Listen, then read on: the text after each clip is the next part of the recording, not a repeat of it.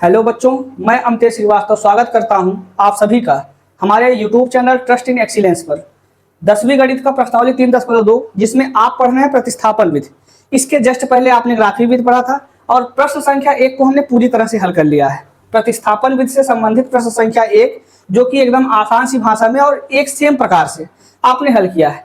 इसका दूसरा प्रश्न जो कि आप देख रहे हैं लिखा हुआ है, ठीक, इस प्रश्न का जवाब आपको देना है, जिसमें दोनों ये जो पहला समीकरण और दूसरा देख रहे हैं इन दोनों को हल करना है, जिससे आप x y का मान ज्ञात करेंगे।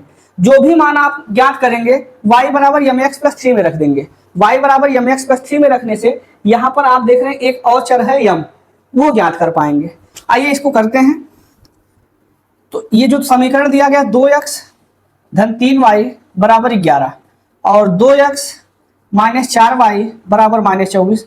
आपका कर्तव्य बनता है, चूंकि प्रतिस्थापन विधि पढ़ रहे हैं, समीकरण तो बनाना ही है। इसको समीकरण 1 और इसको 2 बना दिया जाए। तो समीकरण 1 को लेना होता है।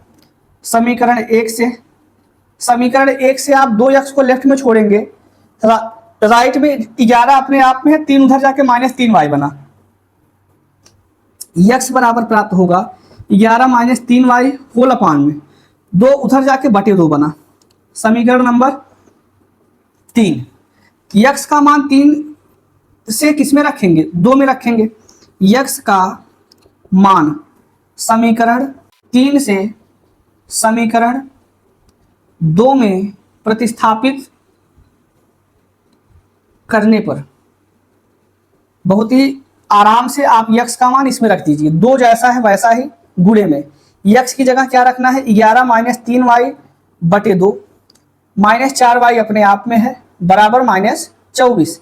2 से 2 कटा, 11 माइनस 3y माइनस 4y बराबर कितना बचा है?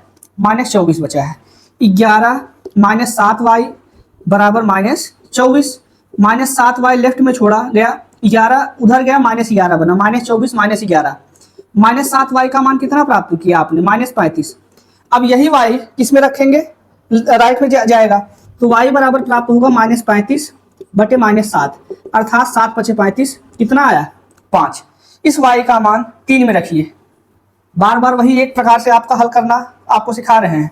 तो y बराबर 5 समीकरण 3 में प्रतिस्थापित करने पर, जब आप y का मान 5 3 में प्रतिस्थापित करेंगे तो x बराबर प्राप्त होगा 11 माइनस 3y का मतलब 3 पचे 15 और बटे में कितना आया साहब? 2।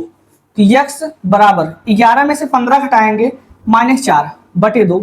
x बराबर माइनस 4 को बटे 2 करेंगे तो उत्तर कितना आया? माइनस 2। तो x का मान माइनस 2, y का मान 5। समीकरण युग्म का इतना हल हुआ। अब इसके आगे हल करने के लिए इस वाले समीकरण में y का मान x का मान जो आपने ज्ञात किया रख देंगे, यम आ जाएगा। पहले एक लाइन लिख दें, अतः x बराबर 2 माइनस 2 व y बराबर 5 समीकरण युग्म का हल है। ठीक, तो यहां तक हमने कंप्लीट किया। अब इसके आगे यम का मान ज्ञात करने के लिए हम लिखेंगे, अब x बराबर माइनस 2 व y बराबर 5 समीकरण y बराबर mx प्लस 3 में रखने पर, जब रखेंगे तो y की जगह क्या रखना है भाई? 5 रखना है बराबर m गुणे x की जगह माइनस 2 और प्लस 3 को इधर कर दें तो 5 माइनस 3 बराबर माइनस 2 में m का गुणा करेंगे माइनस 2m आएगा। 5 में 3 घटने पर कितना बचेगा? प्लस 2 बराबर माइनस 2m। 2 इधर करिए तो m बराबर कितना आएगा? 2 बटे माइनस 2, अर्थात उत्तर आया माइनस 1। ये m बराबर माइनस 1 समीकरण युग्म का क्या है?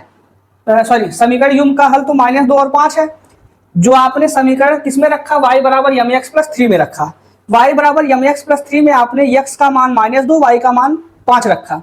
रखने से आपने देखा कि 5 बराबर माइनस 2m प्लस 3 बना, प्लस 3 इधर आके माइनस 3 बना। तो 5 में से 3 घटा 2 आया, माइनस 2m बराबरी में है, माइनस 2 बराबर के इधर आके बटे 2 बना। अर्थ ये निकला कि माइनस 2 बटे 2 का मान कितना होता है? 1 होता है। एक प्लस है, दूसरा माइनस है, माइनस 1 आया। ठीक, तो यम का मान कितना निकला? माइनस 1। और मेन समीकरण आप में यही हल करना था आपको कि यम का मान ज्ञात करना है, और यम का मान हमने ज्ञात किया।